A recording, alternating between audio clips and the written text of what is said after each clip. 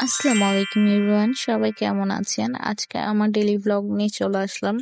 তো আজকে আমি ঘুম থেকে উঠে অনেক সুন্দর রোদ দেখতে পাইছিলাম, তো ভাবলাম একটু ক্যাপচার করে নিই। এত সুন্দর রোদ এই কয়েকদিনে ওঠেনি, কালকে উঠছিল, বাট এই রোদটা আজকে অনেক সুন্দর লাগছিল দেখতে।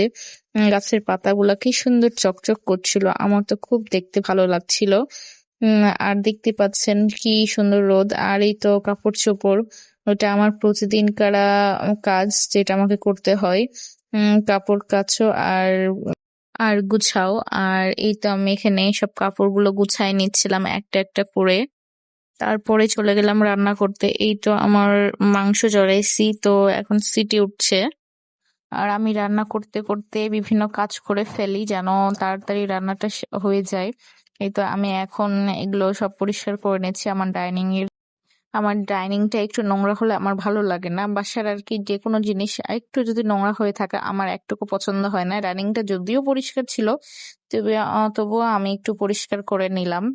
আর এদিকে আমার সব রান্না বান্না কমপ্লিট হয়ে গেছে। এই তো আমি আজকে ফ্রাইডে, তাই পোলাও রান্না করেছিলাম, বুটের ডাল, লেবু ছিল আর গরুর মাংস। তো ফ্রাইডেতে আমাদের এভাবে এরকম স্পেশাল কিছু রান্না হয়। আপনাদের বাসায় কি স্পেশাল রান্না হয় অবশ্যই আমাদের কমেন্ট করে জানাবেন। আর দেখতেই পাচ্ছেন মাংসটা অনেক বেশি সুন্দর হয়েছে। Thank you.